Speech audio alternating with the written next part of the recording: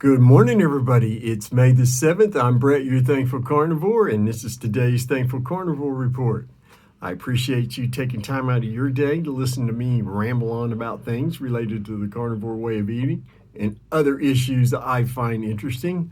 Please check me out across all my social media at thankful.carnivore, on Instagram, on Twitter, where the meat-eating savages continue to run loose. And wild as they could be, it's Stickman Bleeding. It's STICKMANBLEEDIN. Don't add a G.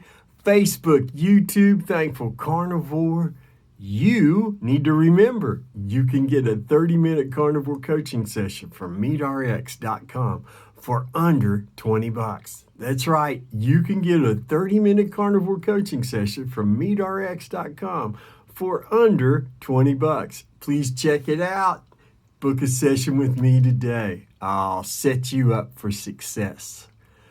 I want to talk to you all today. Today's talk is entitled The Coworker.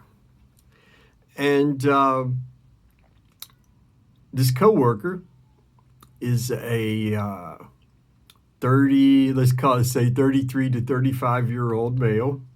I'm not going to use their name, and I'm not going to give away their identity because they deserve their privacy. This person works at the screen shop, and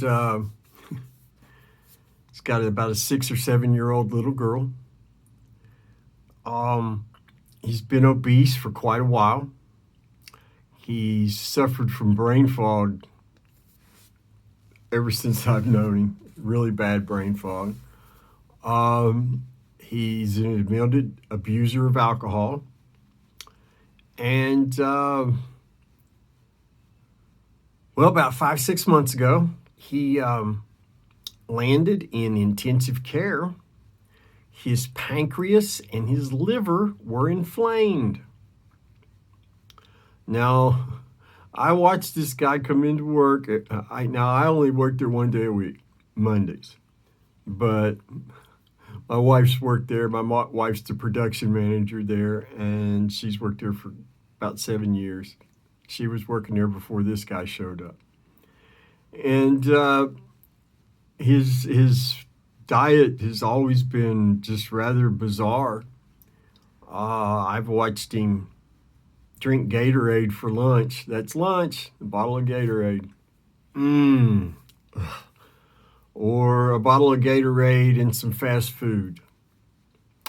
But anyway, about 5-6 months ago, he landed in ICU with an inflamed liver and an inflamed pancreas. His alcohol abuse, which I believe is related to his sugar addiction, and his horrible diet were the main cause. And they told him when they let him out of the hospital, said, listen, if you don't make some changes, your prospects aren't good for the future. And this is somebody who wore T-shirts all the time. I'm unkillable, not afraid of death, you can't kill me, indestructible, bulletproof, blah, blah, blah, blah, blah. I guess he believed it, unfortunately. But truth of the matter is, right before this COVID-19 hysteria nonsense started, he had to go back in the hospital. And in fact, he was predicted to not come out alive. He was he had developed multiple infections in his lungs and elsewhere. And he had to be put in a medically induced coma. And for over 2 weeks, he was in a coma. And these medically induced comas, they'll keep you alive. And in this case, he was blessed. He had fluid in his lungs. And because of the medically induced coma, he was able to survive. They were able to get rid of the infection, but at a horrible cost. He was on a ventilator for all that time, and he's right now.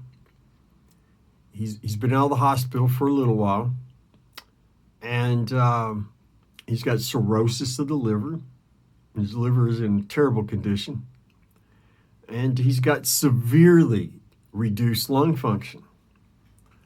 And he's been told, you need to go on total disability. Now, this man, like I said, he's between 33 and 35 with the 6-7-year-old daughter. And because of his sugar addiction,